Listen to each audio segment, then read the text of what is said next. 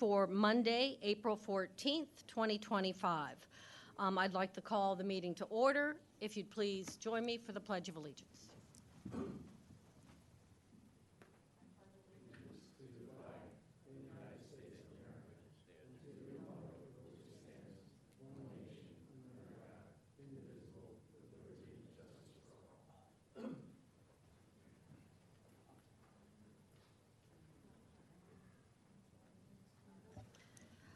Thank you. I'd like to give a notice that we did have an executive session prior to this meeting to discuss real estate and legal issues. First up is a public participation. If anyone would like to speak, you may at this time, or you can wait for the specific agenda item. If you have a comment about something on the consent agenda, I would suggest you do it now. You'll have 5 minutes. Just give your name and your street before you start. Thank you. I'll speak now because I'm not quite sure when it's a caucus item, if it's going to be, you're going to go private with that or how that works. We won't go private. Well, what I have to say is just as good now. We can get public participation. It's a caucus, yeah. So now is the time. Okay. Let me just want to just. I asked. Are they showing the pictures? Yes. I've learned from these meetings that pictures are worth 1,000 words, so.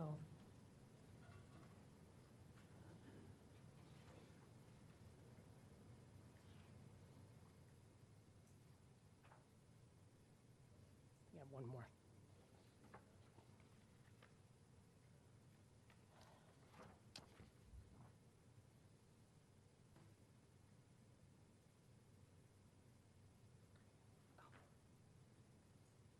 Okay, so I'm here tonight.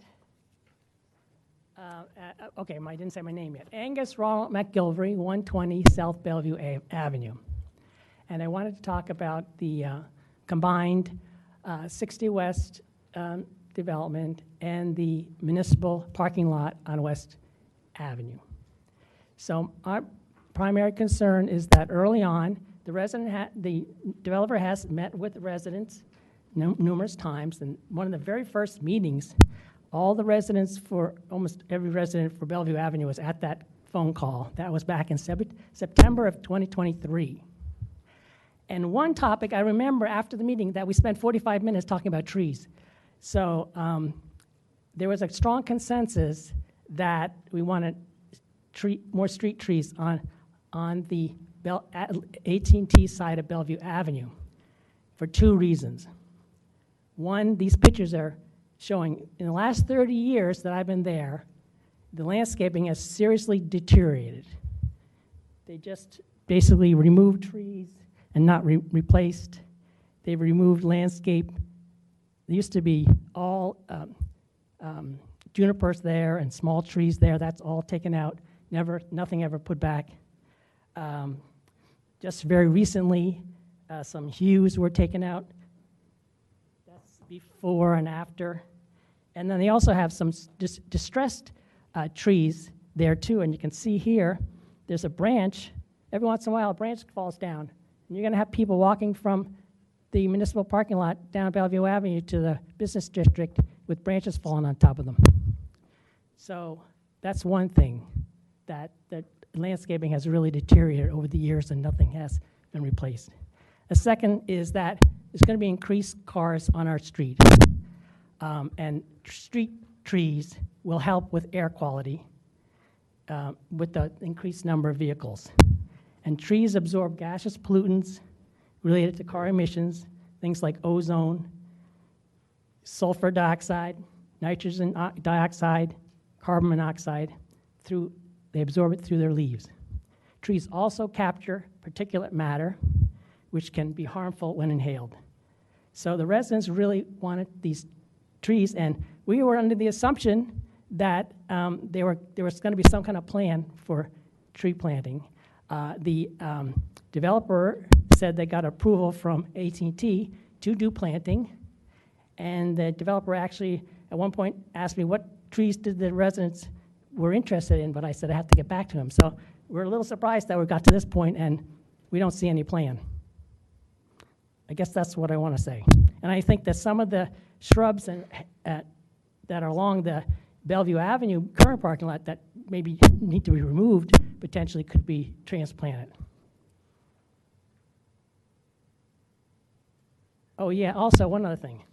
At the August 5th, 2024 Planning Commission meeting, this topic was discussed, and the commissioners there thought it was a great idea to make a more attractive walk from the parking lot to the Lancaster Avenue. That's it. Thank you very much. Any further public participation at this point? All right. We'll move on to the consent agenda. Is there any item on the consent agenda that a commissioner or member of the public would like to pull? G. She says G. Okay. All right. Any other item?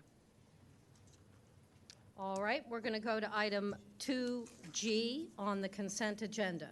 Resolution 2025-58, authorizing All Seasons Landscaping Company, Incorporated, to perform restoration and rehabilitation to the 4 rain gardens at Clem McCrone Park and the 3 rain gardens here at the Township Building for the amount of $20,000. So moved. Thank you. I didn't get to. All right, so moved. And a second.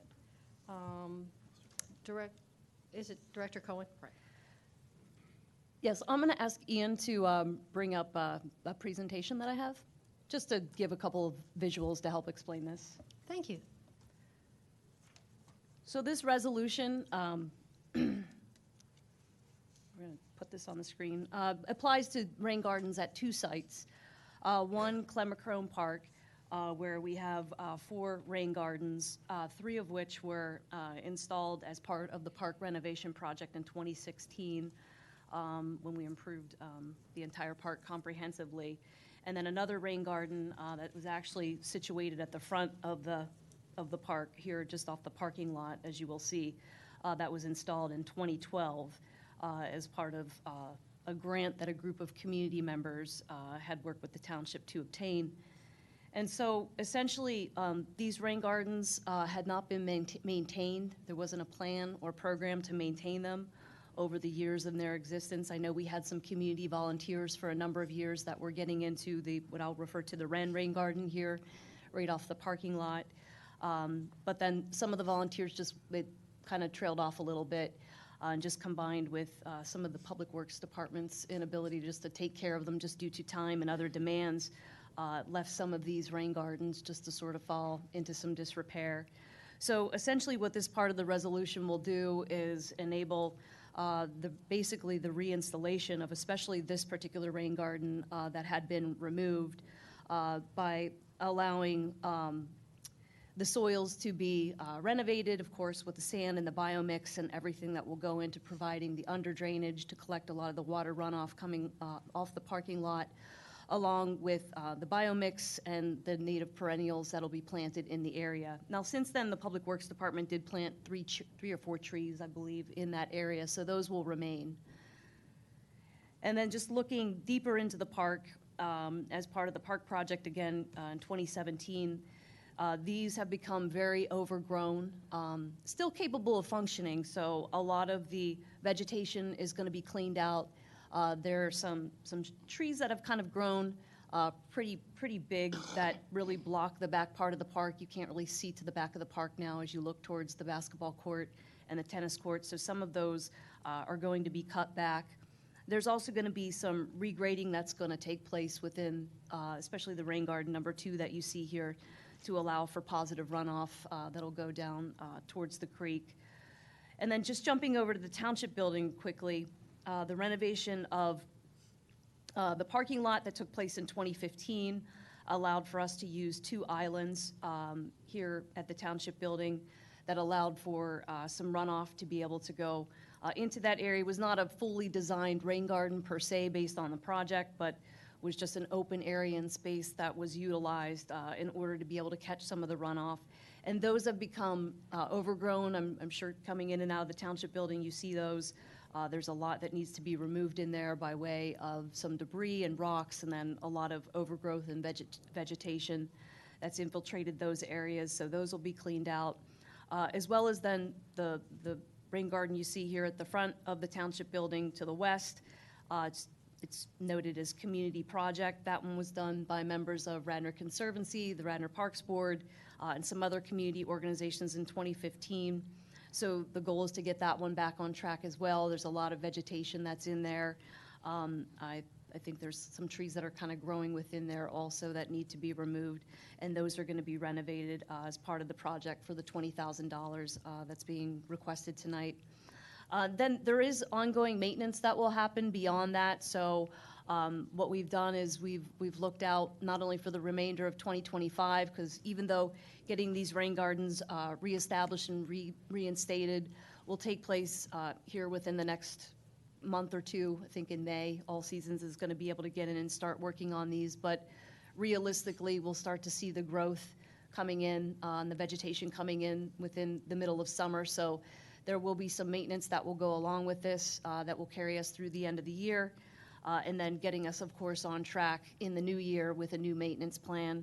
And that'll go for all of the rain gardens, basically, all 6 of the rain gardens, essentially. So 7 of the rain gardens with the Wren rain garden. So there will be maintenance that will go along with this, that will be outside of the contract, that we will engage, of course, in the new year. And therefore, allowing for opportunities for training for some of the community groups if they want to get back in and they want to work within those to help us with the maintenance, as well as within our Public Works Department. And this was also presented to the EAC. I had visited them in December and gave them a very lengthy presentation, I think on December 16th, and I know they were very supportive of the project. Thank you. This is great for a consent item. I have one question. 20,000, is that a not to exceed? It's just such a round number. It's bothering me. It actually came out that way based on the proposals. Really? My hope is it's still a not to exceed, because we do have some areas within the rain garden, which we have some things in question with the renovation that we tried to cover and air high in the proposal.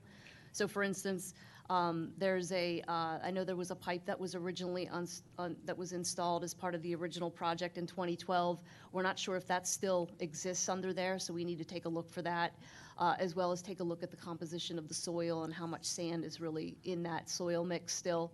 And then, obviously, if less work needs to be done, then it won't cost quite as much. Thank you. You answered my maintenance question. Any commissioner questions or comments? Any public participation on this issue?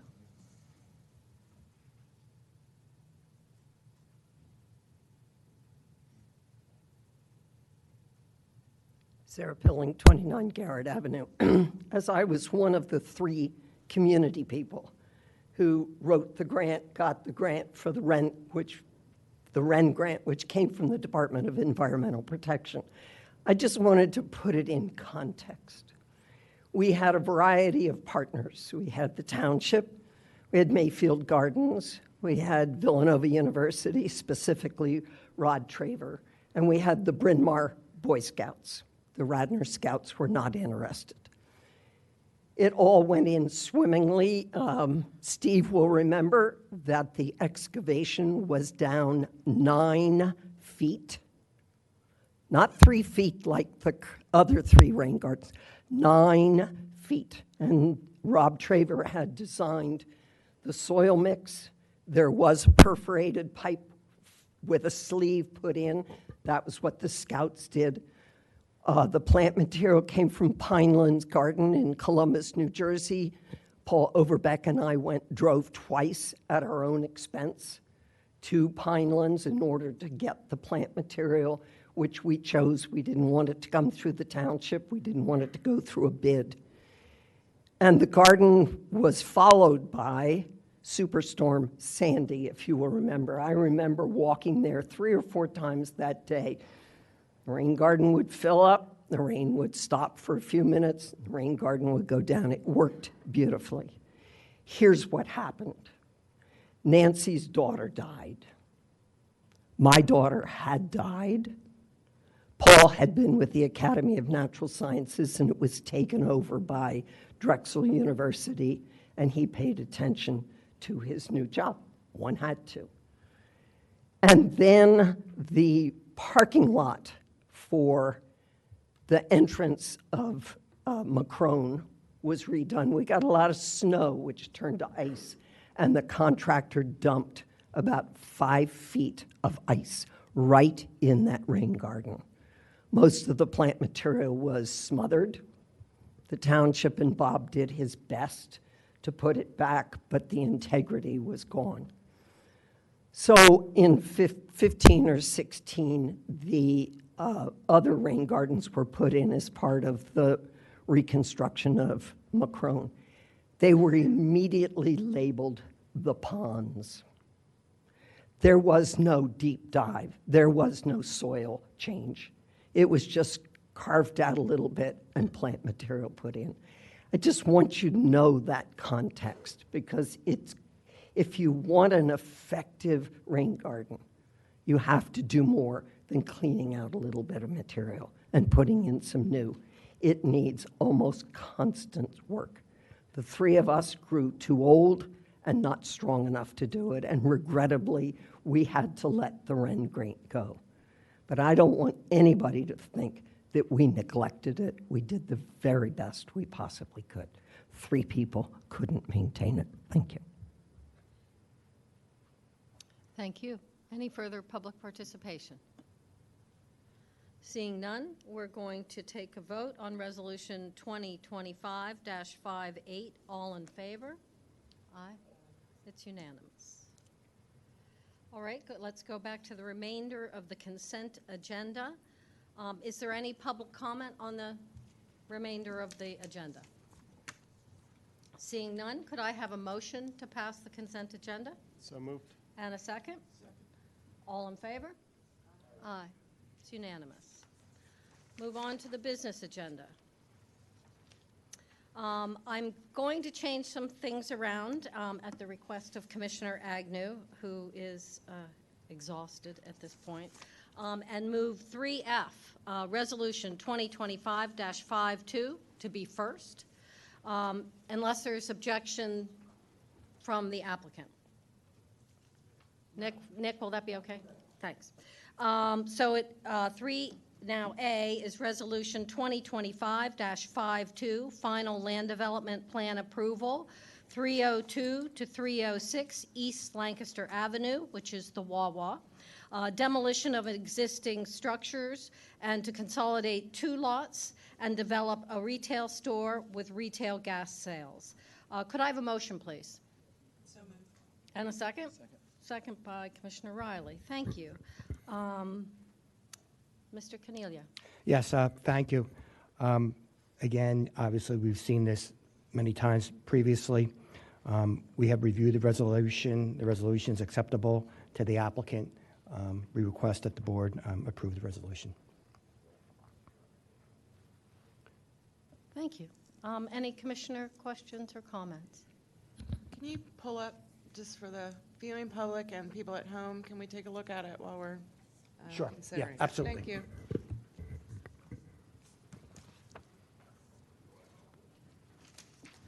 And I believe while you're doing that, I believe last time there was some discussion about what was going to be visible from Lancaster Avenue.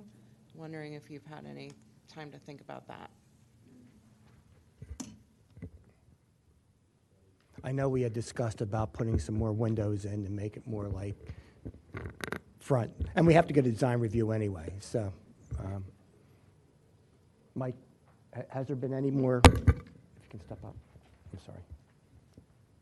But I think we already decided that we're going to add windows in this as to the front? Yeah. Okay. This rendering right here, pointing at the lower section, that's the frontage. So that's going to be facing towards Lancaster Avenue. So you see the windows. Oh, sorry about that. Mike Spiegel with Wawa. The bottom elevation right here is what's going to be seen from Lancaster Avenue. So you can see that we have the windows along those sides. That is pretty typical for one side of the building opposite of a loading zone, but actually in reality for this particular site, that is the loading zone. So it's an oddity for us not to put these windows in there. So this is something that we're doing because of the request here of the township and some of the constituents and the neighbors to make it a little bit more appealing. We had talked the last time we were here about changing the cladding. Are you guys going to do that? I'm sorry, We talked about changing the cladding the last time we were here. Let me be The a little cladding? less blunt. The last time we were here, I asked Right. if you could change the cladding, and you guys said you would go back and think about it. Have you given any thought to that? So when you're talking about the cladding, I'm assuming you're meeting some of the features like the front awning and some of the style of our pillars and so on and so forth. Yeah, the last time we had been here, I, in not so many words, said that this looks like the sort of nicer version of the Wawa. This is kind of like the mid-tier Wawa.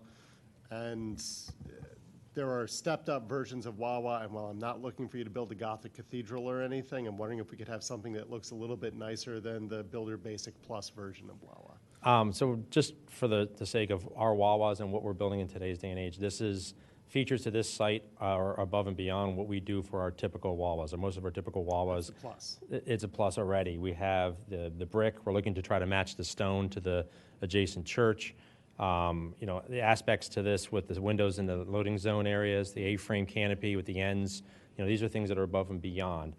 We obviously understand that we're going to look towards, when we go for the architectural design, that we have certain, parameters that people are going to ask us, is there anything else that we can do? It's hard to commit right now because for this particular type of, this prototype that we do, it's consistent, and that's what we try to do with all of our customers. That way they know what a Wawa looks like. If we change it dramatically, then there's a sense of, is that really a Wawa, besides the letters being out there? So that I think the comfort of people coming to a Wawa, knowing that this is what it looks like, the inside is similar to what it looks like, these are the aspects of it, what we try to do. It'll be difficult to kind of go above and beyond, not to say above and beyond is the right term, to change it dramatically from what we see here, because our architects, this is the prototype that we do. We can change some exterior features in the sense of the brick, the stone, some of the times the Wawa, the signage and so forth, and we can raise the parapet at the top if there's an issue with people behind us that are sitting higher elevation than our stores. But beyond that, what we're proposing here in our minds, and this is, like I said, this is above and beyond what we do for most of our Wawas. Some people reference some of the Wawas that were built, for example, in media. That Wawa was a very different situation altogether. That is 2 stories, which we do not do in any of our stores. And certain architectural features to that store was a requirement that was fought tooth and nail from us because it's not our standard. And when you don't do something that is our standard, then you increase significantly the cost of doing things, the difficulty with our facilities teams that have to maintain these stores. So if you have certain aspects to our stores that are different, then it makes things more challenging for our operations, for our facilities folks across the board. Yeah, I hear you. You're telling me that my objection is that this is a bug, and you're telling me, no, it's a feature because you want it to look like a Wawa. And that's going to be comforting to the people who are looking for a Wawa. It'll be more easy for them to find it. And also, I understand that it makes it easier for your team. But unfortunately, it's just not very attractive, and it's inconsistent with a lot of the rest of the neighborhood. I shouldn't say it's not attractive. That's in the eye of the beholder. But it's not terribly consistent with the rest of the neighborhood. Commissioner Walker, it's certainly something we can work on between now and design review and submit. I'd like you to do that, even if it's just changing the cladding. I guarantee you, for whatever it's worth, the people who are going to be shopping at this Wawa are not going to be people who are wandering randomly throughout downtown Wayne. Everyone is going to know that it's a Wawa. And from the emails and calls that I get, they all know in advance that it's going to be a Wawa. And they all hate it, and they're all going to shop there anyway because you guys make the best hoagies that aren't made on my side of Lancaster Avenue. Thank you. We'll take your notes into consideration. We will. Thank you. Any further commissioner comment, question?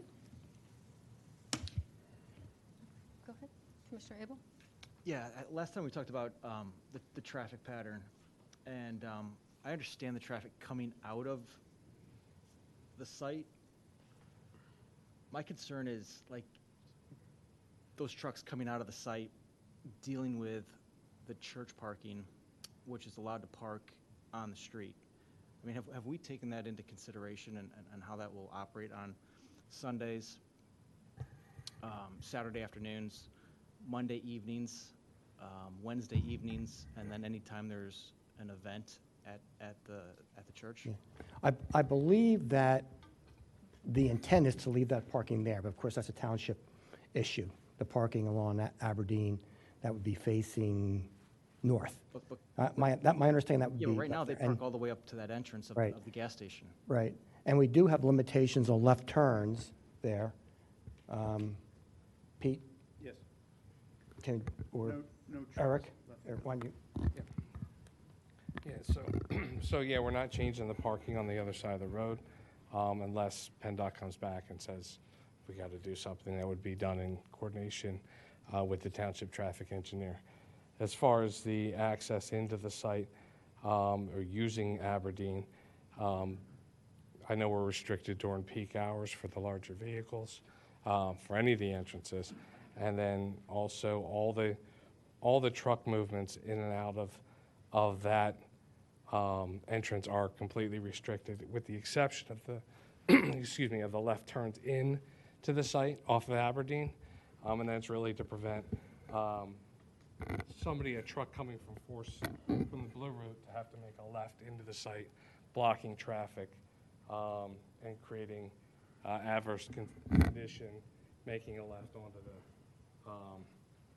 the Lancaster Ave access point. Yeah, I understand what you're saying. Yeah. I think, I mean, Yeah, there's a restriction on trucks making a left on the Aberdeen, which would be head-on into that parking. but you have vehicles that are allowed to park, which would be, if they were to turn right onto Aberdeen out of the location, there are still vehicles that are allowed to park on Aberdeen. Yeah, I don't know. Not maybe. on the site side, obviously. Yeah, 'cause I think it's the right before, turn lane. yeah. Okay. Yeah, that's true, yeah. I don't know, I've never, yeah, maybe vehicles parked there. I don't know if I've ever seen I it. was driving in- down the street the other day, Okay, and well, it okay. just struck me that I foresee there's going to be some issues with the parking and then vehicles coming in and out of that Yeah, particular and it's site. going to be difficult for those vehicles to park there in this location, because as Eric said, there is a right turn lane there to alleviate traffic going back east on Lancaster.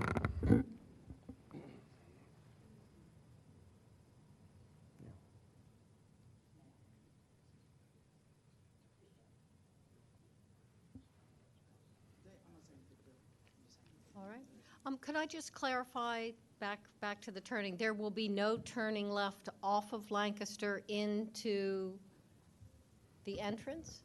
Is that what someone just said? No, we were saying Coming out.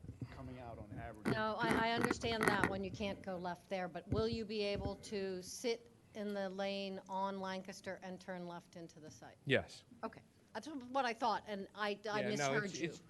My point being is, in higher traffic situations, it's a lot easier to get to the light to make the left. Absolutely. I just misheard you, sorry. Yeah, and in this area is where they would be able to make left in. Wait, I'm sorry, but, I'm sorry, the gentleman with the beard? Sorry. In this area is where they would make the So left he in. was talking about making a left, but then he said about going to Aberdeen, making a left, and making a left into Wawa. Unless I understood, didn't you say that? Eric? Yeah. I'm sorry? Yes, you would if you're going to the light to make a left, you make the left and then left into Wawa, yes.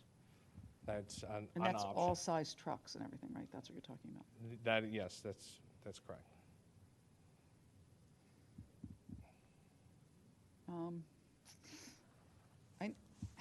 In meetings about this, I thought the whole point, also, one of the things about people, your big trucks would be coming off of 476, or actually, what was said was that they would be traveling east, west to east, and then would be making a turn into the,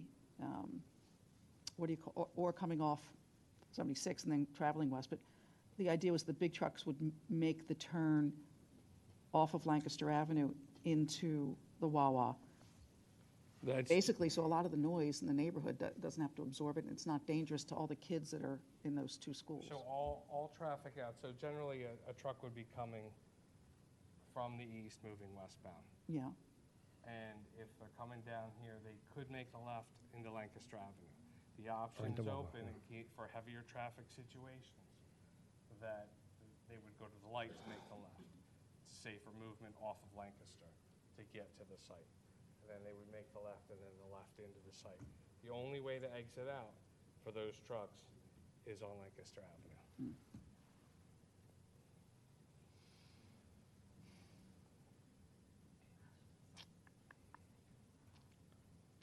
And keep in mind, we still have the, the time restrictions that we noted. But you're objecting to a time restriction regarding the the tanker trucks. Correct. So this would be for the larger delivery trucks. The tanker trucks, which way are they coming in? Either movement, come in here. Generally speaking, they would come in here almost every time. But again, in heavier traffic situations, it's safe for them to go to the light and make a left and a left in. So currently, there are 2 gas stations there, and I know you don't own them, but have you, I guess you do have the property now. So is what you're telling us tonight based on the common practice of tankers that are filling up the gas stations that currently exist? And have you encountered any trouble? Have drivers, come to you with concerns about getting too jammed up and not able to do their deliveries? No. In fact, today there's more access points along, but generally, to get into the site, they would make that left and the left into the site in the existing driveway. You're saying they currently do that now? They turn left at Aberdeen and into the property from Aberdeen? Yes. Big tanker truck? Yeah. Got it. Yep. Thank you. My father purchased property in 1985, and it was as an Exxon gas station. We converted it to a Sunoco, and we've been getting fuel deliveries there since then. It was a gas station since the 1950s, and it's been taking deliveries, and we have not had any issues. Thank you, that's helpful. Any further commissioner comments or questions? Commissioner Agnew? Sure, what time in this general practice do they deliver gas? I believe it's based on when the tanks are empty. No, I'm talking So- about, not for Wawa, but for the Oh. present Exxon. It has to do with the tank aging and the business, daily business, so it depends on the level of the tanks. Do they come in the middle of the night? Yes, They come during the day, yes. the whole bit? They come, whatever. Anytime we need fuel.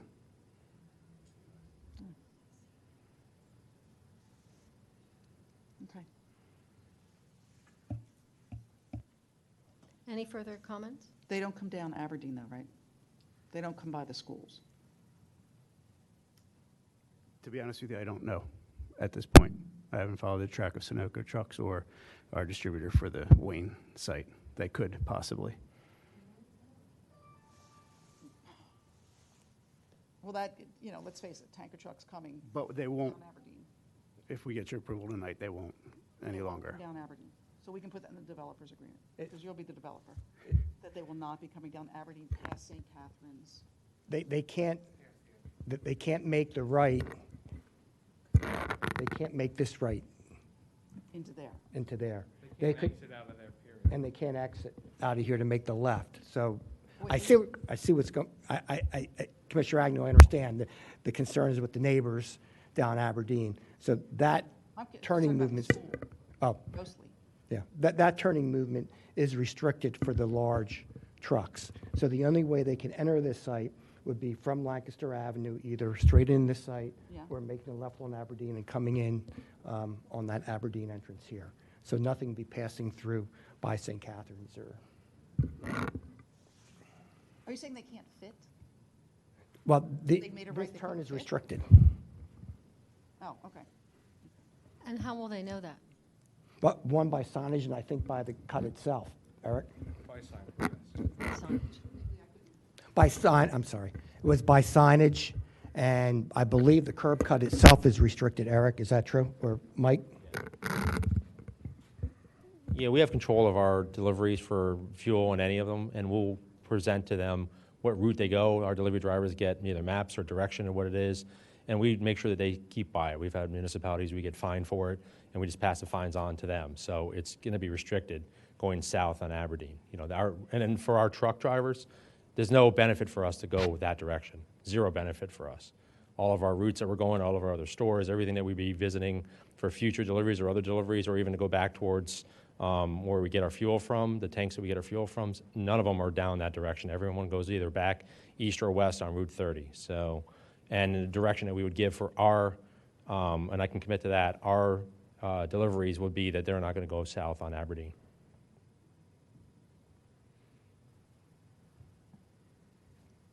Go ahead, Commissioner Larkin.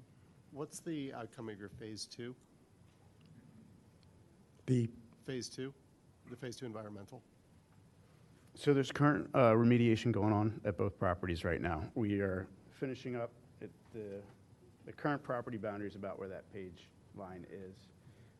There's two different, basically cases or two different stations for the history of the site. And they are, the test results most recent for the Sunoco side are 0, non-detect. And we're basically just treating a very small area on the BP side. Okay. So You'll be done soon? Yeah, we're in very good Is shape. that microbial? I'm sorry? Are you using microbial or how? Actually, they're doing, we had a pump and treat system. I don't know if you noticed it on the south side of the Didn't even see it. Sunoco gas station for the last few years. Stealthy, I like it. And we also are doing, I forget what they call it, just like suction events right now to try and pick up the speed, where they go in, they put a vac truck and they pull as much water out. There's some residual. Groundwater level is very shallow here, and so every time it goes up and down, kind of pulls a little bit more material off the soils, and so it's just that little last smear zone, they call it. As I read the resolution, one of the requirements is that we get the last 3 quarterly reports for the existing on-site testing wells prior to recording the final land development approval. My understanding of that when I first read it was that this was going to be a completed remediation in advance of recording and then construction. Is that fair? Don't know. We did submit those last 3 quarterly reports to the township via Mr. Norsini. We hope to, but there could be some residual. I don't think there'll be any remedial activities to do. Like, it will be basically necessarily maybe a deed restriction where we can't drink the groundwater from that site, but 99.9% of it will be. And then once we open the site, we can pull out any source area, contaminated soils causing that smear, or any other structures from the historic use of the properties will all be removed. Okay. So there's a very, very good chance. I can't commit 100% to that. Thank you. Yep. Mr. Norsini, do you have anything to comment on there? No, ma'am. Okay. Any further questions or comments? Seeing none, any public participation?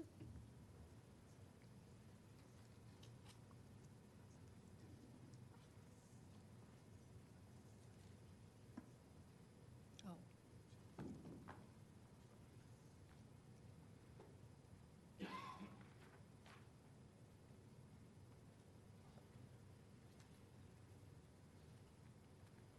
Cheryl Tamola, 411 Midland Avenue. I don't think it's any surprise to most of you that I find... Okay. I'll stick with it. I don't think it's a surprise to any of you that I find this development offensive, and it has been since the beginning.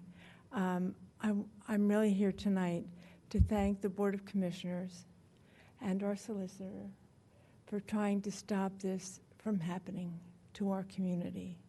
We have a beautiful, historically certified area that this is going to affect very negatively.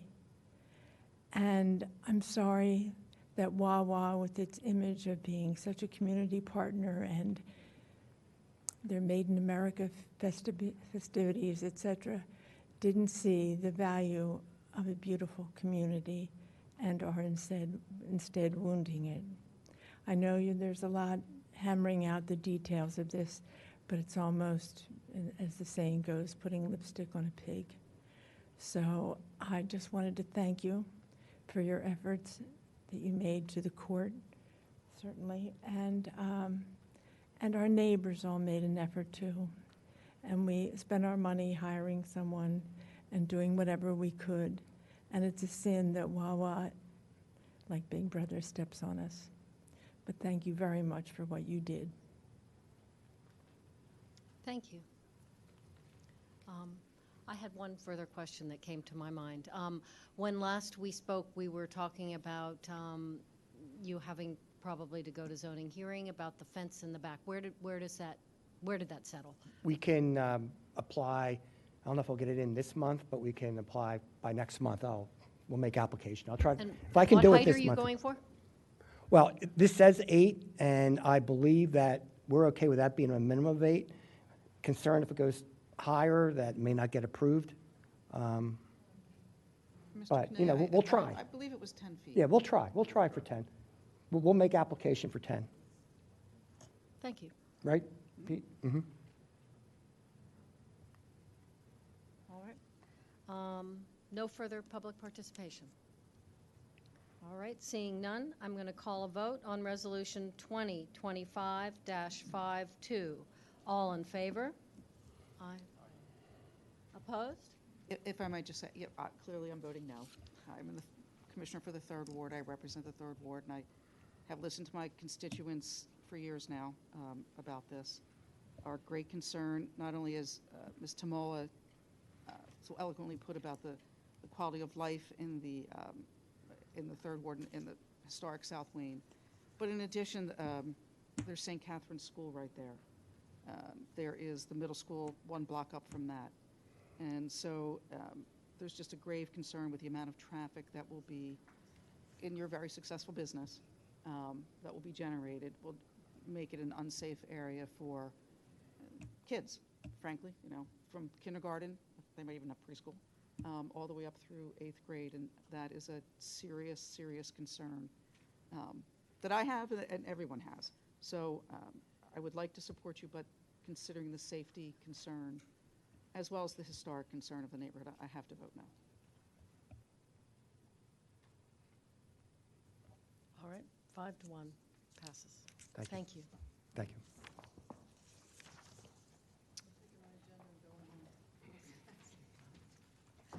All right, we're going to go back to item 3, labeled 3A is now 3B. A motion directing the administration and the township solicitor to undertake review of all tax-exempt properties within the township and to commence challenges to exemptions that are not supported by existing law. Could I have a motion, please? So moved. So moved by Commissioner Mulroney. A second? Second? Second by Commissioner Larkin. Commissioner Larkin, you want to start us off? Sure. So this is my motion.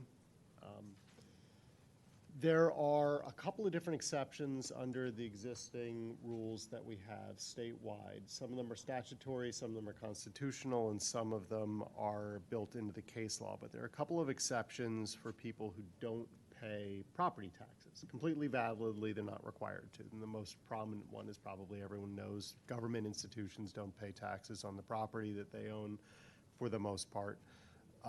And charities don't pay taxes on the property they own for the most part. But there are a few other exceptions, and over time, property ends up getting pulled out of the Radnor Township tax base, which is totally fine. That's how it is supposed to work. Property owners obviously have an incentive to go to the Board of Assessment Appeals and challenge their tax assessment if they think that they are tax exempt.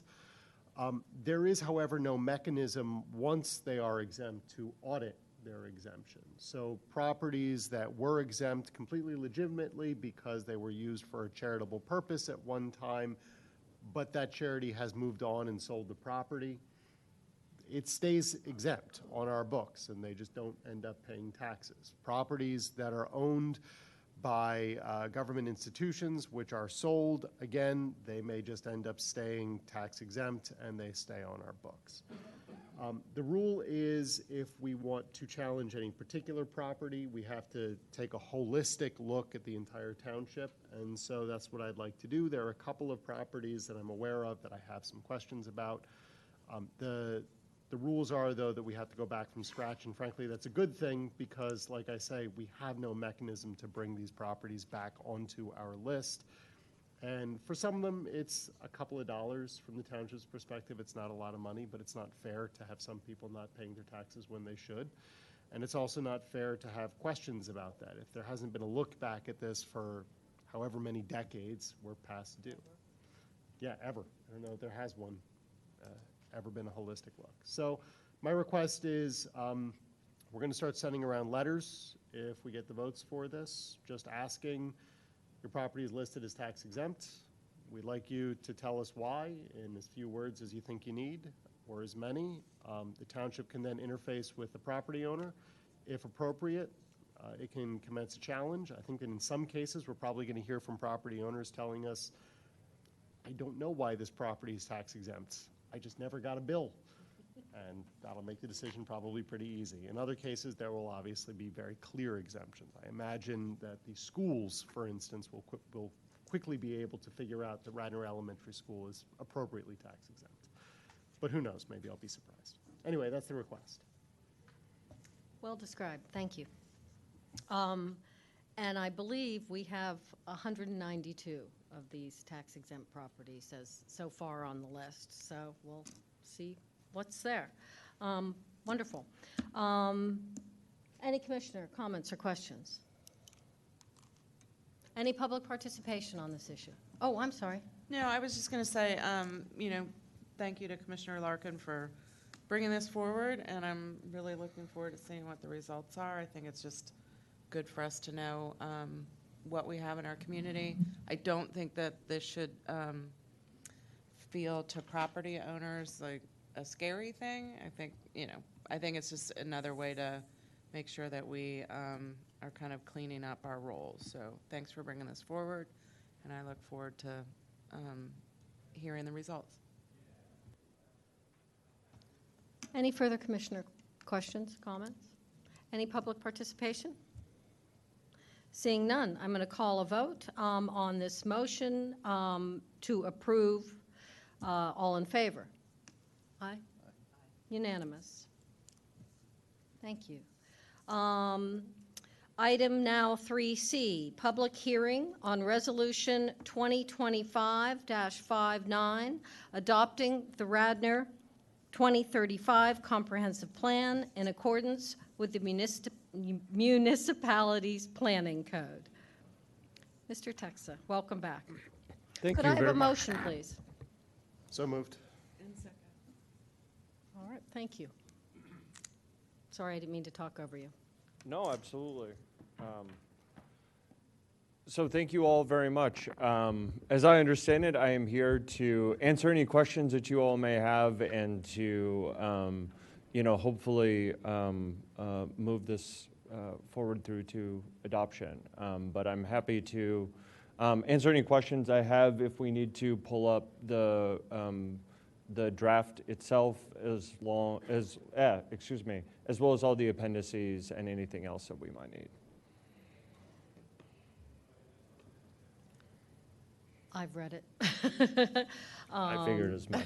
Yeah. I helped write it. Yeah. I think implementation is really the key here, is that Yeah, it's not just a absolutely. dead document getting dusty on a shelf somewhere. And we've got Absolutely. some strategies going on about that. Mr. White's working on it, and we'll have a small group of commissioners to sit and put our heads together and try to come up with a system of scoring, ranking, whatever we Great. want to call it, prioritizing, how about that, for implementation, which I really do see as the key.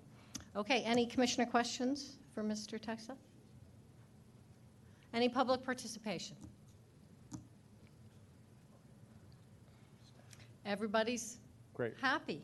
All right, I'm going to call a vote on Resolution 2025-59. All in favor? Aye.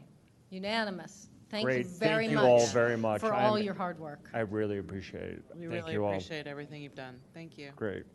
I just. All right. Poor guy's just loading everything up and nobody even wanted to see it. Item now 3D is a caucus, preliminary/final minor land development plan for 117 South Radnor Chester Road, demolition of existing residential dwelling, subdivision of the single lot into two, each with a residential dwelling. Do we have the applicant here?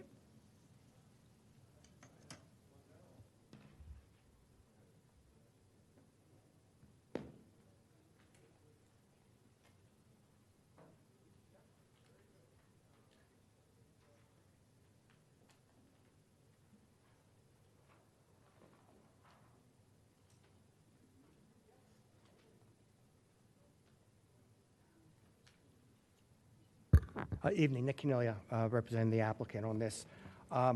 Actually, you have seen this previously in another life, I think, and it was a three-lot subdivision.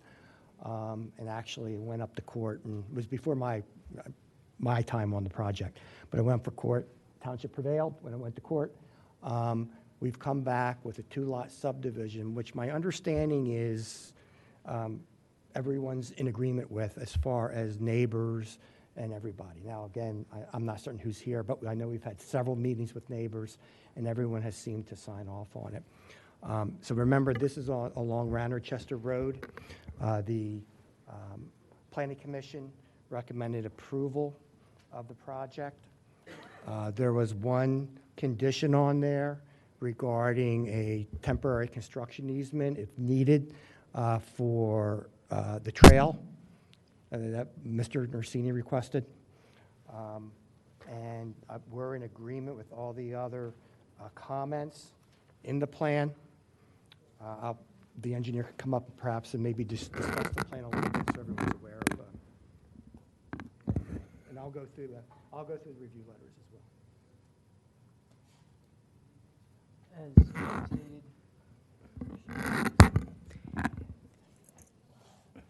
As Nick stated, it's a two-lot subdivision utilizing the same entrance that exists out there today and with a shared driveway to access both dwellings. Due to the topography out there, it's very steep slopes coming off of Radnor Road right there. We can't have that entrance anywhere else. That's why we chose to work there, and we're working through an HOP with PennDOT at the moment for that road opening. We will be connecting the sanitary sewer into an existing manhole at the rear of Lot 1. And then there will be a shared access easement for utility and access to Lot 2 across Lot 1 for your gas and water and anything else.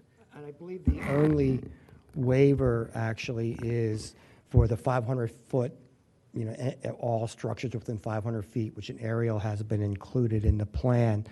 There's an item in here. Remember that the board can ask for additional right-of-way.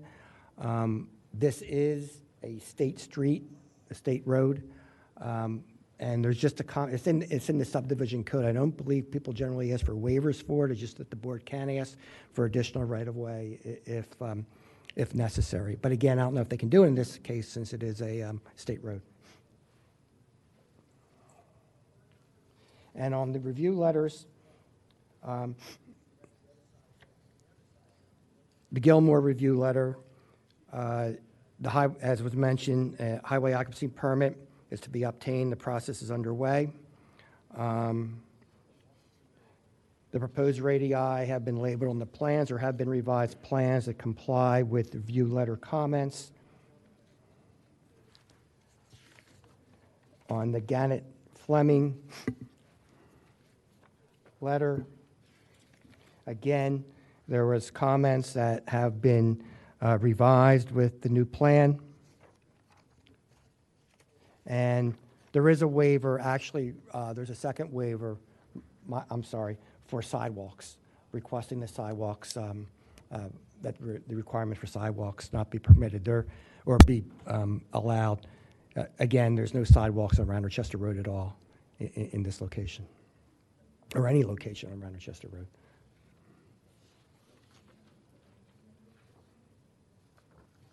Is this property across from the Sinkler building? Is that the? Yeah, it's further down, yeah. It's across from the trail, got it. Yeah, it's across from the trail. That's why there was discussion about a possible construction easement. There you go. Here's the trail, and here's the property. Sinkler building is up here. It's a cool. And currently, there's one house on the whole property. This is a proposal, subdivide and just Right. put 2 residences? Correct. Just 2 residences. How big are each of those lots?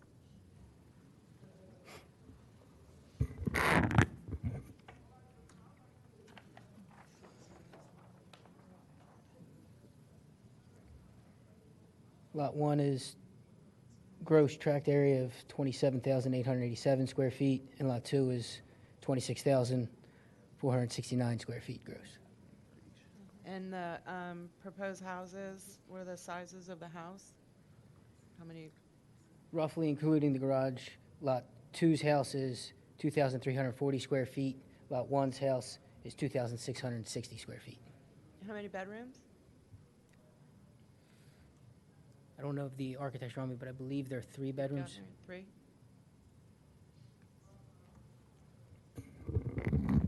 I have a quick question about this. Funny, you pull in the driveway, and there's a funny little shoulder there where it gets narrow. What's going on That's there? for if 2 cars are there, it can pull off.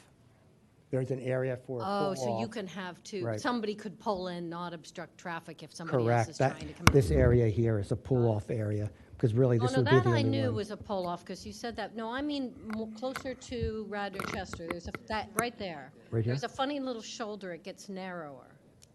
And would that fit 2 cars there? It allows for passing there. does, It okay. also helps facilitate Got it. the. Well, that transit makes vehicle. sense, yeah. You don't want to back up Radnor Chester Road tends to be backed up anyway, but right there, you don't really need to back it up more. Thanks. Commissioner, questions, comments? Yeah, a quick question. The zoning there, it's R3? It is R3. So it's 10,000 square foot lots Yeah. required. And combined, you guys were over an acre. Correct. Existing 47,518, so slightly over an acre. Mr. Norsini, can I ask you to tell me what the right-of-way size issue is? So, for what the one Mr. Cornelius said, where the board has the opportunity to request. So this is often a review comment from our Gilmore. I don't see the need, and as Mr. Cornelius stated, I don't know that we can even get that, being a state road. I don't know that they would allow it, because it would be their right-of-way. And PennDOT is not one to take on additional right-of-way for many decades at this point. I do have one other item, though, if I could. Please. And Mr. Phillips pointed this out.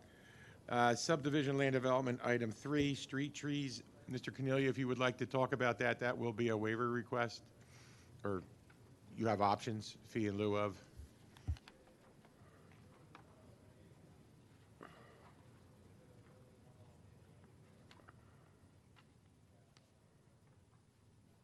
So street trees, 2.5-inch DBH in intervals not more than 30 feet. Equivalent number may be planted in an informal arrangement subject to approval by the board. A landscape plan prepared by the applicant only indicates the requirement for replacement trees as opposed to additional trees. The applicant has requested a waiver in the response so that waiver needs to be made known to you folks. Okay, go ahead. Why don't you address it? Thank you. We're asking for that waiver due to the fact that there is so many existing street trees. We would like to utilize them, and we're only planting a couple as to not overplant in that area. Mr. Norsini, the fee in lieu, how much is that normally? I believe it's either I haven't been on shade tree for several years, but it's 500 or 1,000. So I think it's 500, 250 for a resident. Are we okay with It goes to the shade tree fund. that? Yeah, we understand. We would request a fee in lieu if in addition to the waiver. Have you been to Shade Tree? Yes. Okay. And they were thumbs up? Yes, they gave us a conditional approval upon adding the breakdown of Lot 1 and Lot 2 to the plan. It was sent to John Hosbach on April the 4th, I believe, and then forwarded to the other members of the Shade Tree Commission. Thank you. All right. Any further commissioner questions or comments? I realize it's a caucus, but in case there's someone in the audience that would like to speak to this? Commissioner Myers, just Yeah. one question. Oh, yeah, sure. There's one driveway coming in to service both lots? Correct. Okay, so there's going to be An easement. like a shared driveway easement? Yes. So we know who's plowing it, who's fixing it, and, okay. Yeah, subject to approval by the township solicitor. So, okay. And the engineer's letter says there is an additional 5 feet of right-of-way being proposed. How's the response to Gannett's letter says to State Road, existing right-of-way is 40, plus an additional 5 feet is being provided. So if that's the 45 case, feet. I don't know that it's necessary. Okay. Yeah, right. Unless yeah, we're going to put because, yeah. sidewalks in there, right? Okay. We'll So- remove that. So somebody will send a waiver letter too, so we know what all the Saldo waivers are? Because I don't know that I've seen one yet. So we do not need a waiver for the right-of-way? Correct. Okay, But take the 5 feet off of there. right, It off the says it's plan. gonna be Yep. 5 feet. mhm. Right. Got it.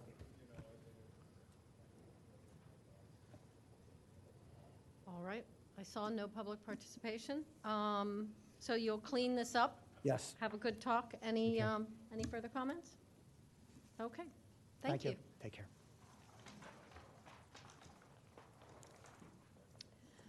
Item 3 now, E, is also a caucus, a final land development plan for 60 West Avenue, rehabilitation of the parking lot on West Avenue and construction of a residential condominium and retail business at the intersection of Lancaster Avenue and Bellevue Avenue.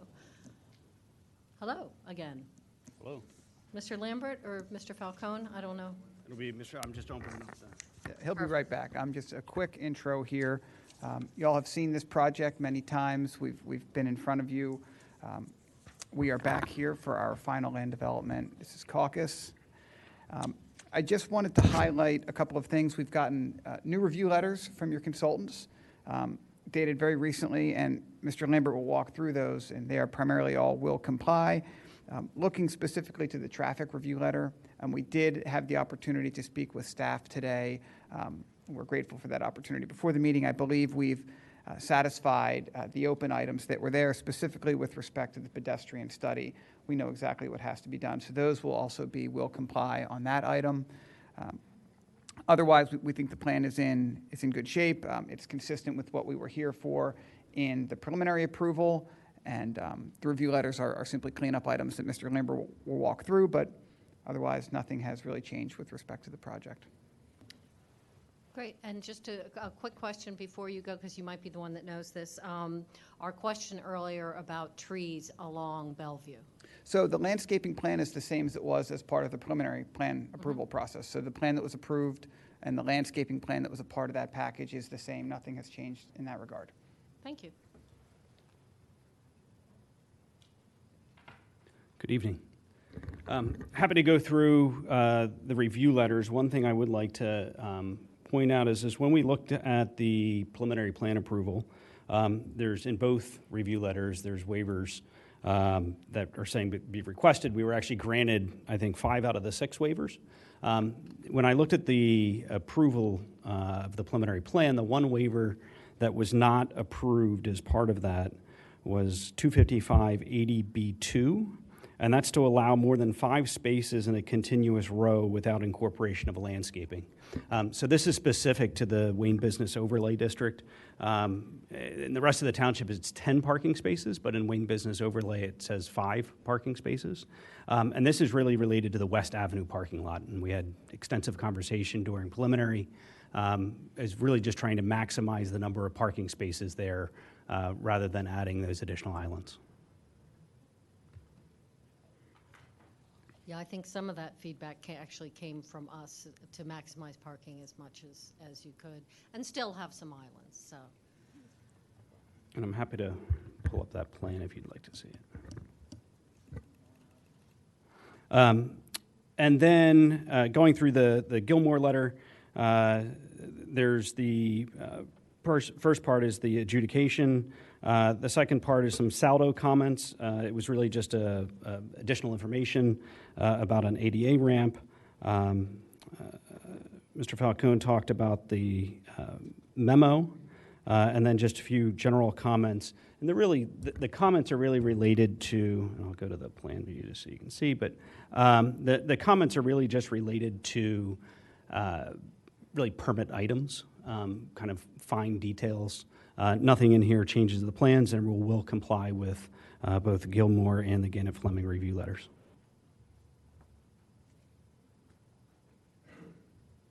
She's not huffing off. She'll be right back. Okay, any commissioner questions, comments? No, as you say, we've seen this many times.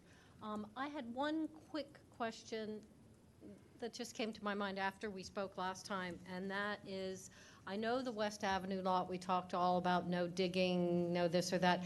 How about the parking meter system? Can that be handled? So, Commissioner, we met with Mr. Kearns and provided them, they'll set that up for us. There'll be a pad and to have those installed. So I don't see any issue.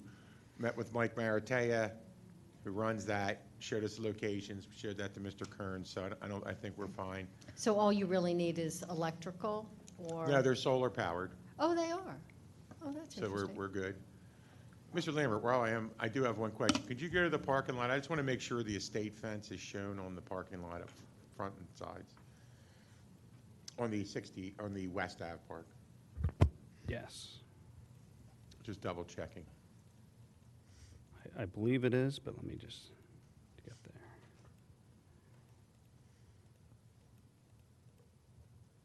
There we go.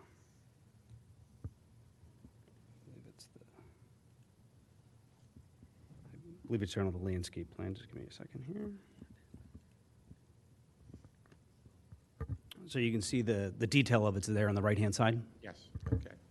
'Cause we had talked to Mr. Kearns about that also, so just to make sure that's all on since we're on the home stretch.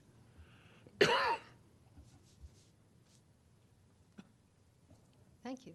Go ahead, Commissioner Larkin. So I'm going to ask you, please don't respond today, because I've been on the other side of this, and I know how shooting from the hip sometimes works. But this is caucus. You're going to come back in front of us at least twice more, maybe just one more time, I don't know. At the beginning of the meeting, there were some questions from Ron specific to the trees and landscaping at the AT&T building. When you come back, I'd be grateful if you guys could give a more considered answer to the questions that he was asking, which, go back, watch the video. I'm not going to try and sum up exactly what he said, but fundamentally it was, what's going on with the landscaping? Can we make it look a little bit nicer in front of the AT&T building? I recognize that that is not core to this particular project. I just don't want the question to get lost in between this and then the front lot.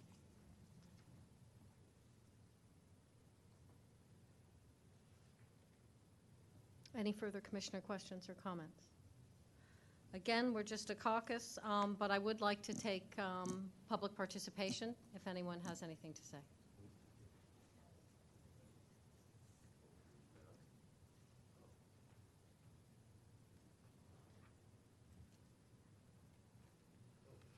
Hi there. Hi. Kathy Wright, Lenore Avenue. I was sworn in to be a participant in this party starting August the 14th of '23. And it ended up that the significant 17 points were agreed on, the number of condos were reduced, and I got that paperwork in February.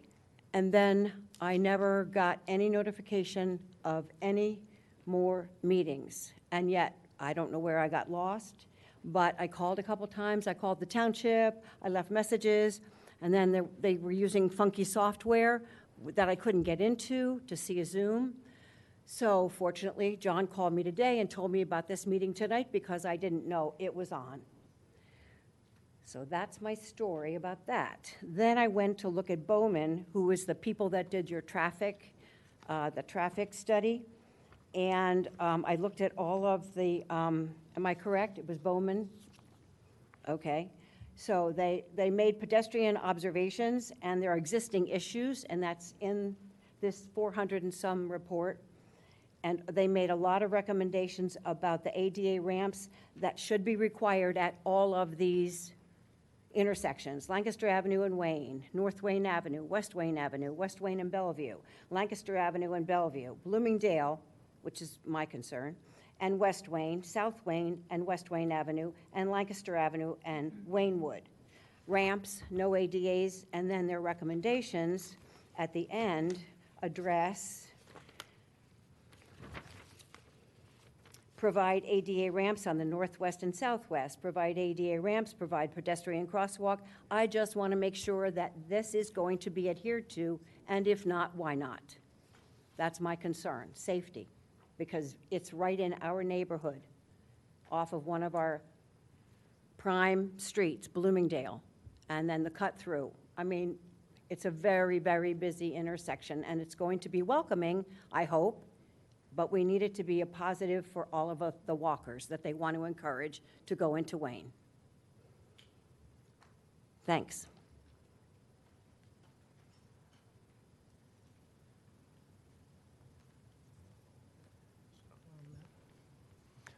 John Aiken, 116 South Bellevue Avenue.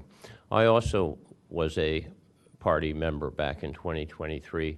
There have been a few meetings I was not informed of, and I learned about this 2 days ago, right in the middle of tax season, and this meeting is on the night before taxes are due. Fortunately, I got it together, and that's done. But I had no time to absorb information and make a presentation. Overall, this project, which could be great for Wayne, I don't think it addresses a future that communities across the country are facing, whether it's water, infrastructure, supplies, whatever it might be. The difficulties that we are facing are many. If there was a solution that could solve this, it needs to be broader and wider. In my considered opinion, that this design and this project does not address the issues that we are faced with every day across the country, many of them with infrastructure and water, having safe water. In terms of communication, some of the phone meetings, there were several of us that were unable to access that, to get into them with the phone numbers that we were given to call. So we couldn't get information. Information was difficult. And many of the, what I consider loose ends in this, have not been approached by a bolder, innovative, and imaginative future of building and addressing and mitigating many of the problems that we face, whether it's the stormwater runoff or any of the other infrastructures. And by doing more of the same, now, some changes were made cosmetically, which made it a more attractive building. The first go-round with that building was quite awful, and there were changes made. But the intrinsic problems, such as the basement parking, now you all got it available to where emergency vehicles will be able to access the parking area by coming in through the AT&T lot. But that still doesn't reduce the issues that we're facing. And as far as the impact on the residents, I understand that the developers had said that the impact will be minimal. It's already been quite a bit. Traffic is an issue. We have people that do not obey the no left turn sign from Bellevue to Lancaster Avenue. Right at the Wawa next to us, in the back of the Wawa, there's a wooden fence, and there's signs all along it that says fire lane, no parking. That's ignored completely. On North Wayne Avenue, we have single lane travel in 2-lane usage. For decades, North Wayne Avenue, where we have what is often called Restaurant Row, there's 2-lane of traffic movement there. But that North Wayne Avenue there is designated as single lane usage. And it's double lane usage all the time. None of these are enforced, and by doing more of the same, we're going to have more of the same problems. Just driving around downtown Wayne on some of the side streets is almost like a bumper car down at a carnival, avoiding there are big trucks, big cars, There's little room to pass. The same problems we will have them with this, and we have unknown problems, whether it's where the sewage will be accessed. And I understand that some of these issues will be decided by the developers as they reach them.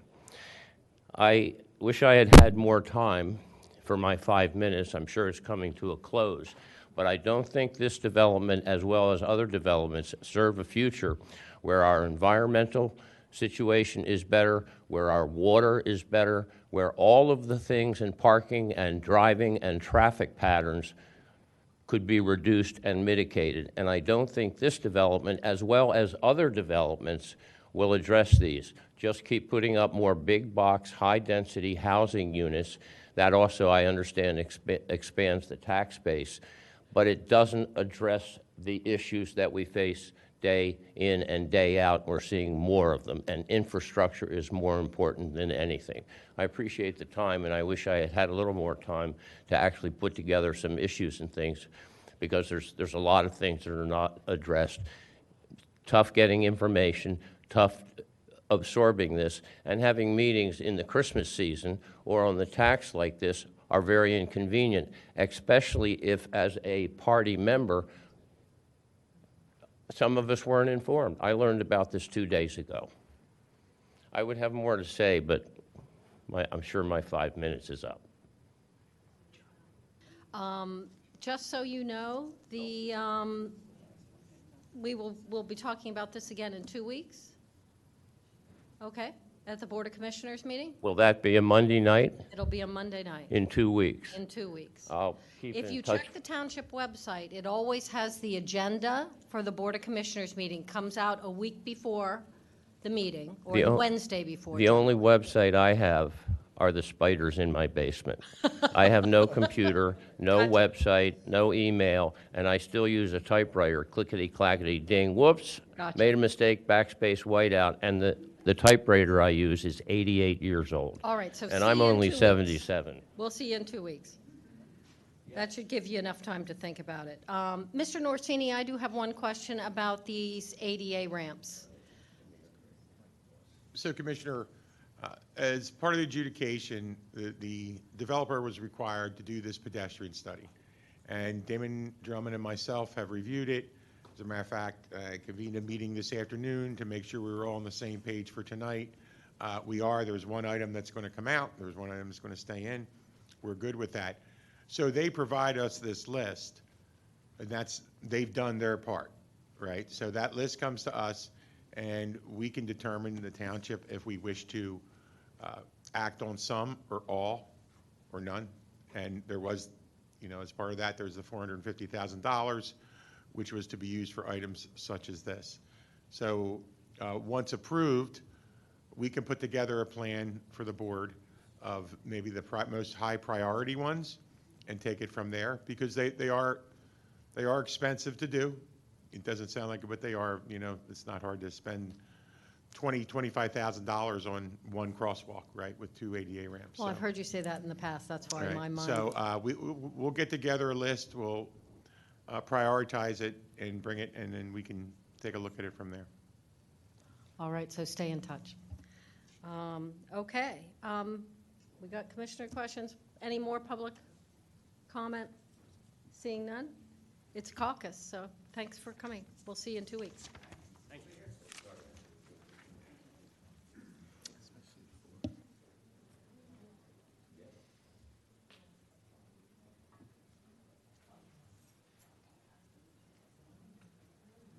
All right, the next item is now 3F, Resolution 2025-45, preliminary/final minor land development plan approval for 245 South Bryn Mawr Avenue, replacement of existing building with a 4-unit townhouse residential dwelling. Could I have a motion, please? So moved. And a second? Second. Okay. While you're setting up, I'd like to just indicate this is over on Bryn Mawr Avenue in Ward 5. Recently, we held a town hall on site, and invited all neighbors who lived on Moore Avenue and Brook. We probably had a half a dozen or more folks show up. The developer and his team were there, answered lots of questions. It was fortunately a nice evening out. The weather was worked in our favor, and my feeling was that the residents who had shown up were eager to see this development happen. It's going to take a house that's been sort of unattended to for a long time, and I think it's going to fit really nicely into the community. There's a nice set of townhomes right behind it. It abuts up against the Radnor, the Radwin townhouse community as well. So I think it's going to be a nice fit in this area. I just wanted to make sure that folks knew that community members had been informed and discussed. And then I'm glad to say that we also talked about adding to that community, and I believe we are in agreement that there's a wonderful park in that neighborhood called Bishop Richard Allen, and there's some signage at that park that needs to be updated. There's a great historical marker that tells the story of Richard Allen and his time here in Radnor, and so some improvement to that I think is a really nice addition to that neighborhood and might help spotlight that park a little bit. So I want to thank you for that, and with that, it's all yours. Thank you. Appreciate that, Commissioner Mulroney. Good evening. My name is Chuck Dobson with Inland Design, engineer for the applicant, and the applicant, Mike Zappatelli, is with me tonight. We appeared in front of the caucus meeting in March, had a presentation about the plan, and as Commissioner Mulroney said, we did a little community outreach, had a nice meeting with the residents, and I think everything went very well. In summary, we have a parcel of ground that's about 0.6 of an acre. It has an existing building on it that has an excessive amount of paving, which currently does not comply with your zoning ordinance. And we are looking to demolish that building and in its place put up 4 townhouse units. The site is zoned R5. The use is permitted by right. We will be, not only will we be reducing the amount of impervious on the property to fall within the zoning that's prescribed by zoning, we're also adding stormwater management on the property, which currently does not exist. There will be an enhancement of the existing driveway to PennDOT standards. That will include also some ADA crosswalks and what they call truncated domes, basically the strips you see at ADA ramps to allow sight-impaired people to know that that's where they're approaching. There'll be some minor sidewalk replacement in conjunction with that, and there will be a fairly robust landscaping plan implemented where there's really not a whole lot on the site now. So we're here to answer any questions you might have about the development, and we just appreciate your consideration this evening. Thank you. I know there was initially some concern about 4 housing units in a single driveway. Was that waiver received or resolved? Well, we didn't get any of the waivers that we requested recommended by the Planning Commission. I can review them in general. The first one was to, and I think this was talked about in some earlier applications, is there's a requirement in your ordinance to show all features within 500 feet of the property.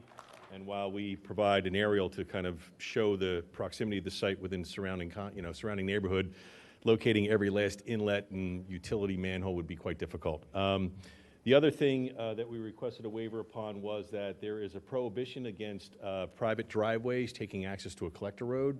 However, we only have frontage on South Bryn Mawr Avenue, so we have no choice but to put a driveway onto a collector road, as I might add, where one currently exists now, but the use is not residential, where it's going to be residential.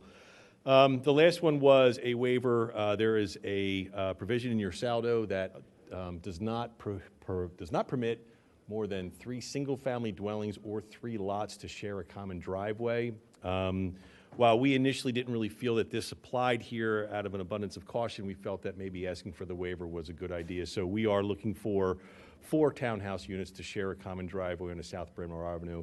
And I think in context, it's important to know it's a PennDOT road, and while we might, in order to comply strictly with the ordinance, put another driveway access in the South Bryn Mawr Avenue, practically speaking, PennDOT would never permit it. So I think technically we could comply, but I think the common sense approach is to actually have a single access. So that's where we are. did not see you look down once. Did you just do that off the top of your head? Yes, I did. I don't want to put him on blast or anything, but Nick had to look at the plan to figure out what zoning district he was in. When we were together, there was, so I think the planning commission, there was some concern that this wasn't going to fit into the look of the neighborhood. I know that road. There are only 3 other houses that look anywhere near it.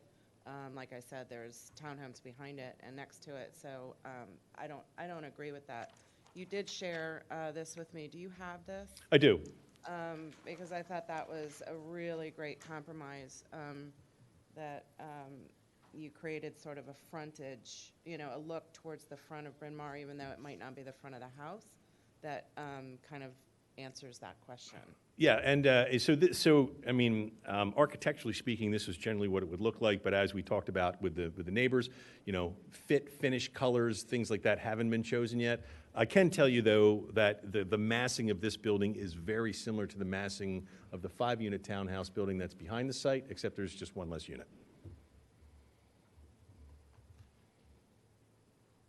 So I'm sorry, I'm just a little confused about all these waivers.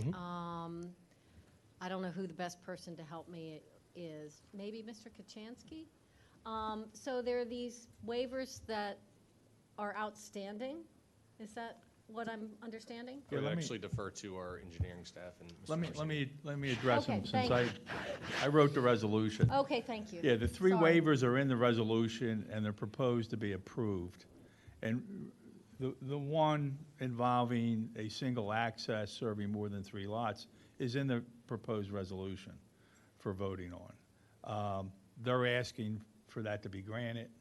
If it's not granted, they would have to eliminate one of the townhomes. So essentially, we're waiving? Yes. Got it. Thank Yeah, you. That's all I needed to hear. Yeah, they're asking, and you're approving or not. I was somehow thinking that you were saying you had to go to another body to get these waivers. Oh, no, yeah. That's these are where just- I was yep, confused. waivers from the SALDO, that's correct. Yeah. Yep. Quick question. Yes, sir. What's the total acreage of that spot? The entire property, the gross acreage of the property it's 0.65 acres, 28,333 square feet.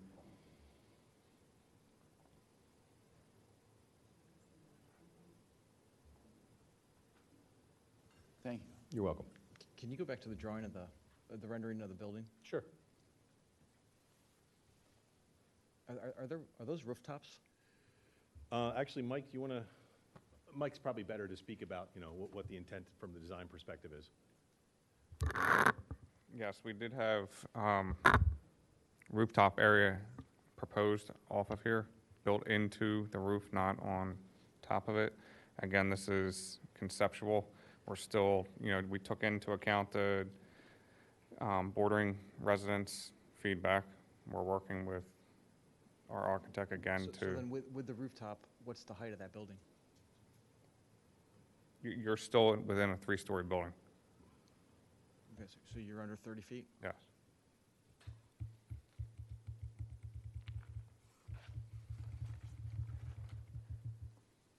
Moira, Yeah, I'm sorry, the ordinance allows 4 stories or 40 feet, whichever is less. So, yeah, it falls within the zoning requirements. yeah. Is that house within the neighborhood? Are there any houses around? No, so the house that's there has basically been empty for, mostly for quite some time. It has a doctor's office in it. So it's actually it looks like a house, it's an office, and it's got 27 parking spots.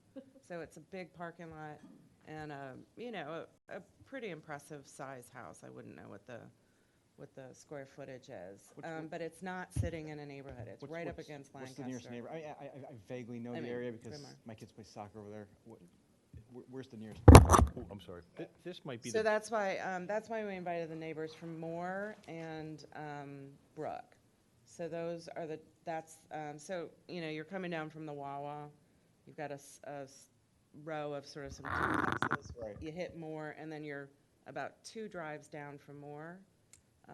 And they were the folks that right when you drive onto Moore Avenue, to the right is already a new-ish. I don't know when those went in.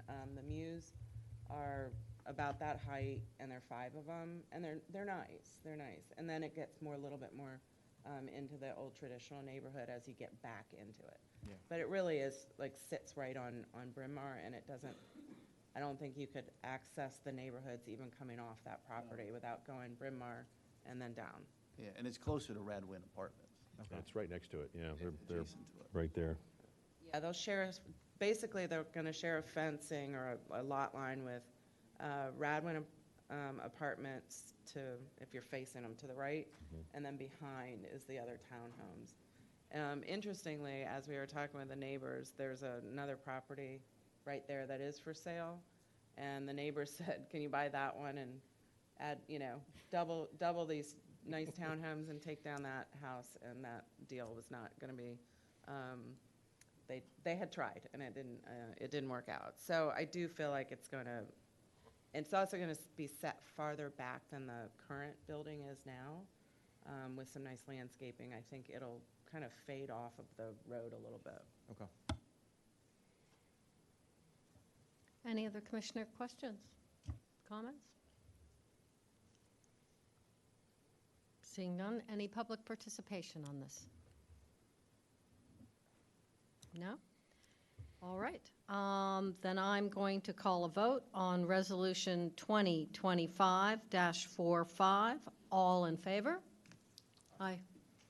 Good luck. Thank you very much. All right. We're skipping over the former 3F because we already addressed it, on to 3G, Resolution 2025-53, Preliminary Land Development Plan Approval for 656 Clyde Road. This is the Radnor Township School District, Ithan Elementary School. Construction of a new school to replace the existing school, which will be demolished, and related modifications to parking lots, driveways, and grounds. Mr. Falcone, welcome back. Thank you. Could I It's have a good to be motion, back. please? So moved by Commissioner Larkin, second by Commissioner Riley. Thank you. So, as you noted, we are back here actually seeking approval, preliminary approval for the new Ithan Elementary School. We were in front of the board not too long ago as part of our caucus discussion on this plan. Since then, we have gotten some updated review letters and convened additional discussion with staff and with your solicitor with respect to a couple of open items having to do with the continued traffic discussion. We understand what needs to be updated as part of that report as we move towards final approval. That was, I believe, noted in the resolution from Solicitor Rice. There are 2 waivers that were not included in the draft resolution, and that's 255-29A7, and that's parking facilities and the number of cars, and then 255-29A8, and that's grades exceeding 3% in a parking lot. These both have to do with the proposed parking lot and the new Ithan Elementary School. They were discussed, but those waivers were not noted in the resolution. I will turn it over to our engineer to discuss any questions that might be open with respect to the review letters that we've obtained. We have both our traffic engineer and our civil with us tonight, as well as representatives from the school district if there's any new questions. But the plan, again, remains the same as the plan that you all saw during caucus.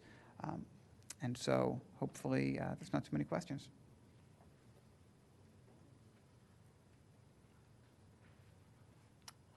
Hello, yeah, my name is Hugh Cadzo with the LA Group. Again, if any questions you may have, I think currently right now, as it goes with the civil review letter, they're all will complies. The biggest outstanding item is the waiver requests. And as Mr. Falcone has discussed, we've been actively in discussions with the township staff and consultants on the traffic issues and are getting those wrapped up. So. Commissioner Mulrooney. Can you describe the traffic issues from your perspective?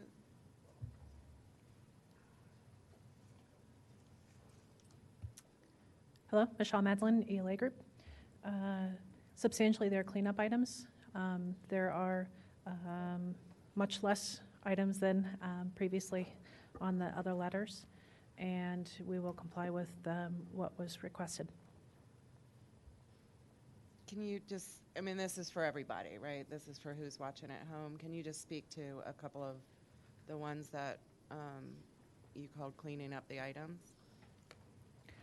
There are additional information analysis that is requested for the turn lane that is on Clyde Road for the driveway.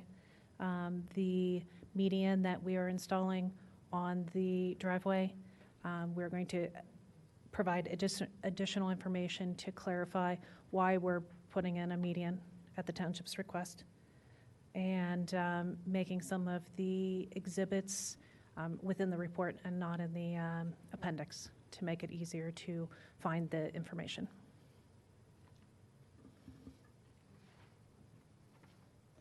Any further commissioner questions? I have one. So Commissioner Riley just pointed out that the address here is 656 Clyde, but the actual address of Ithan Elementary is 695 Yeah, Clyde? we have two, there's two addresses that come up for the school. And I think the second one you mentioned, I think, is the correct one. So should we amend, Mr. Rice? Should we amend that? Because it actually has come up, it's listed on the school district site as one thing, and then when we were looking at, something had come up today, and it was the other address, the 95 address.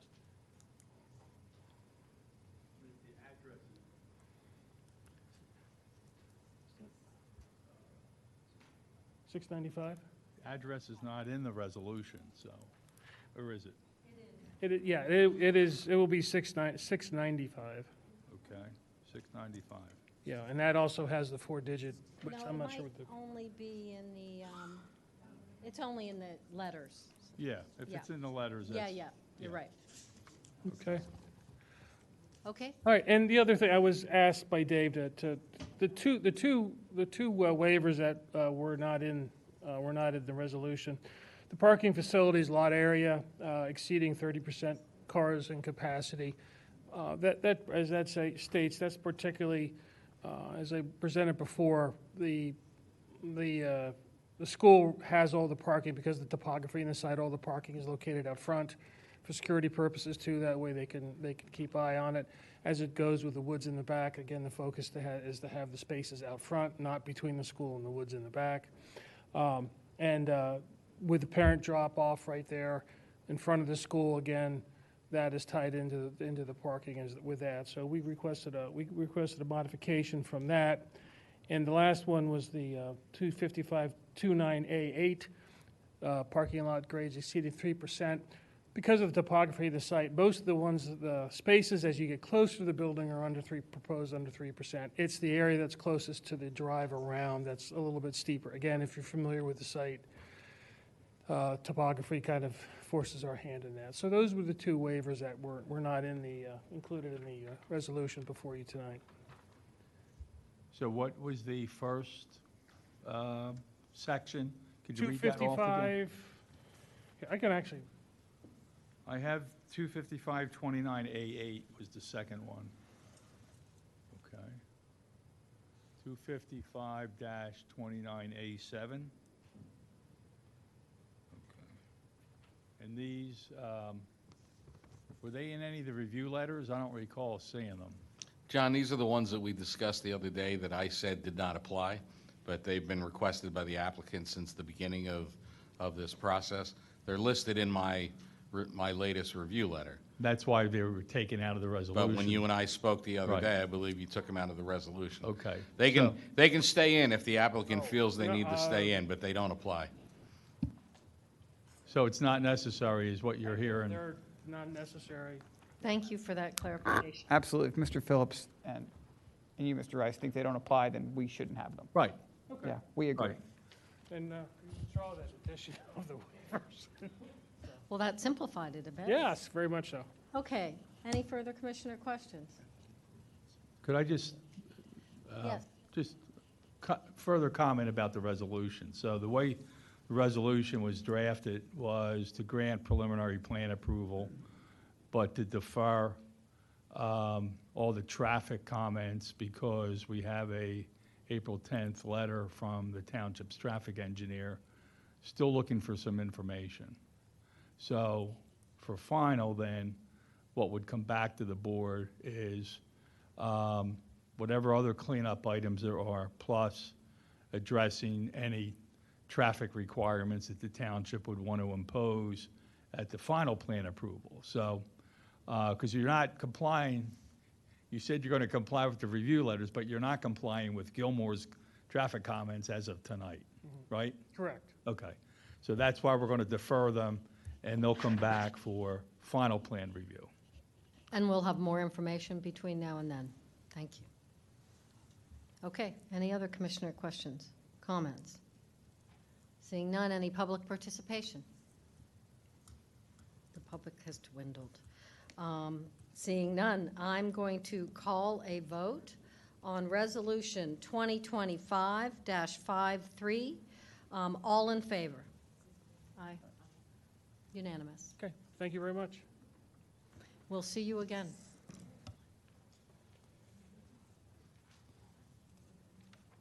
All right, the final item is item 3H. Motion to reject the bids received for the rehabilitation of the Fenimore Woods Stable into park bathrooms as part of the Fenimore Woods Improvement Project, Contract B-25-003, due to funding constraints and lack of electrical and plumbing primes, and authorization to rebid the project. Could I have a motion, please? So moved by Commissioner Larkin, and a second. Second by Commissioner Riley. Director Cohen. Yes, thank you. This was a long-awaited bid, probably one in parks, probably one in recent years, one of the most long-awaited bids. We advertised for the stable rehabilitation in mid-February, and we actually held a mandatory pre-bid meeting at the site on March 4th, and then the bids were due back on March 31st. Unfortunately, upon receiving the bids, not only was the one bid that we did receive really high, like outrageously high, and beyond what the budget could manage for this particular project, it also, this was a multi-prime project, and we only had a general contractor bid. We did not have an electrical or a plumbing bid that came in on this, so the fact that it was so far overbid and it didn't even include electrical or plumbing was really telling about the bid as well. In this case, we did have to conform to a multi-prime project in terms of the way it was bid. I know I had some later discussions with John Rice, and we would be in violation of the Separation Act if we were to pull those apart and, well, not pull them apart, but put them together and make them one prime, one contract bid for all the trades. So what I had done was I had reached out to a lot of the bidders that had attended. We had 5+ that were at the mandatory pre-bid meeting, as well as some others that were included in the advertising of the bid, just to find out, like, if you're interested in this project, why didn't you bid it? Like, what was the situation? Just so we could get a little bit of feedback and try to understand a little bit more about why we didn't receive more bids. And it seemed that based on the feedback that we got was really the multi-prime aspect was one of the things that turned a lot of the bidders away, because for such a small job, they felt that their work would be impacted in some way by the other trades, either by timelines that couldn't be fulfilled, working directly with the township like they would all have to do and not directly answer to one GC in this particular case. So that was definitely one of the areas. We also had a lot that informed us that the prevailing wage situation was a little bit tougher for them to be competitive. So, but I know that's, you know, typical of how this project would be bid. Also, the responsible contractors ordinance was something where they had noted the requirement to have about 70% of their labor be apprenticeship or enrolled in some type of apprenticeship program, Class A. And that was another area where a lot of them felt like they fell short and could not submit a reasonable bid. So that was just some of the feedback. I know in talking with John Rice and his firm to see what we could do to possibly change the outcome. We know this is a vital project that we're looking to accomplish. We've spent, I think we're 9 years now, forging along for Fenimore, trying to get this project done. It seems that some of our options are limited. We could evaluate the possibility of trying to get the construction to fall under a cooperative purchasing contract. I do have to look a little bit more into that. I'm not sure if that is an option, if we would have the opportunity to have a GC, and then, of course, the electrical and plumbing trades all fall together like that. I know we have to do a little bit more research and see some of the programs that we're enrolled in and see what type of services are out there to see if that is an option. Otherwise, we would like to rebid the project, get it back out there, and if we were to enable some waivers to the RCO or some other waivers to the project, those would just be things we would have to couch within the bid packet if we were willing to do that. So for instance, if we wanted to give any type of a waiver to the apprenticeship program or some other aspect of the RCO, or even just allow it open-ended to submit a waiver and then we approve it when we come back and potentially award the contract, we could do that as well. Of course, all with the blessing of John Rice, once we would, start to move forward with that. Thank you. Fenimore Stable. It's in Commissioner Larkin's ward. Do you have anything to add? I very much look forward to getting the project done. I very much sympathize with the urge to waive the RCO.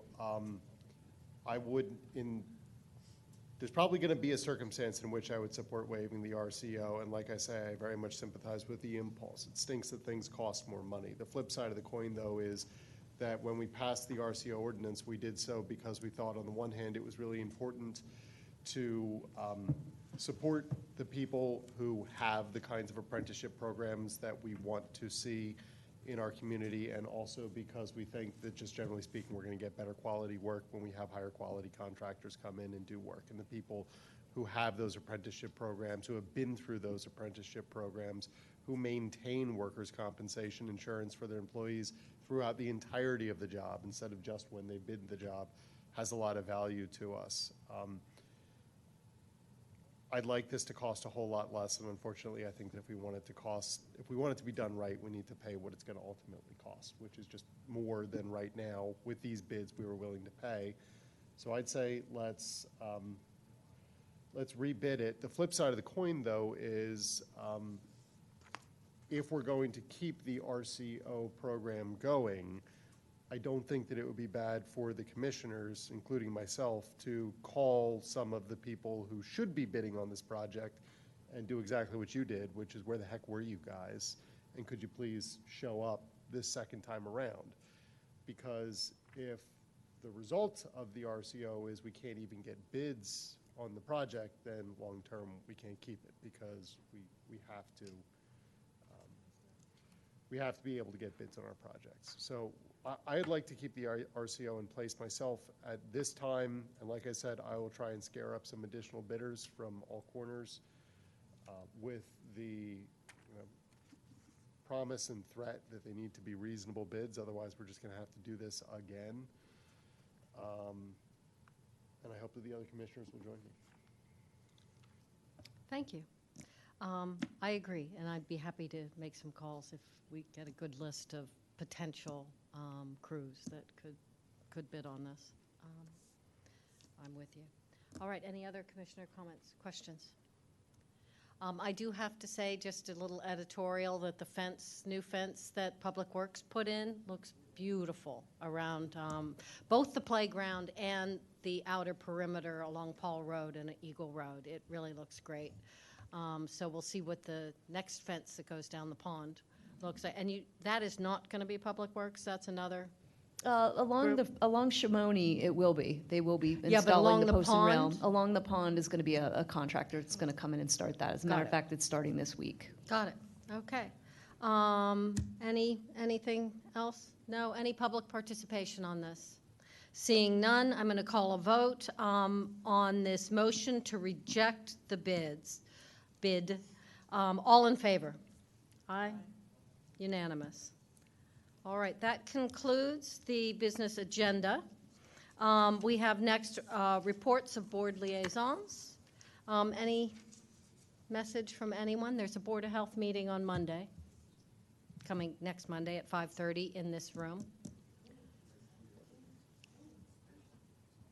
Pardon me? Zoning is this Thursday. You have anything? Parks and Rec, any brief comments, Tammy? We have Wheels of Wayne coming up on April 27th, and we also have Arbor Day on April 25th. It'll actually be a daytime event at 10 a.m. if anybody's interested and they want to come over to the Willows. We also, I believe, at our next Board of Commissioners meeting, we're going to be talking about dogs in parks. So we have a lot of information that's in circulation there. We also have at our 2 upcoming Parks and Recreation Board meetings, they're going to take place at the Radnor Township Civic Association on Highland Avenue to talk about Odoriceo Park and the improvements there. Great, thank you. Anybody else? Any new business? Any old business? Steve, do you have an update on the crosswalk at Conestoga? Steve? Sorry about that, Commissioner. So the underground is in, the concrete's in. We're just waiting now for the, there's always the long lead on the actual the lights themselves. We're anticipating within a few weeks. Okay, thank you. Good, I was thinking you might not get it, all the padding and everything in with the weather, so that's excellent. Any final public participation? Seeing none, could I have a motion to adjourn, please? And a second? All in favor? Aye.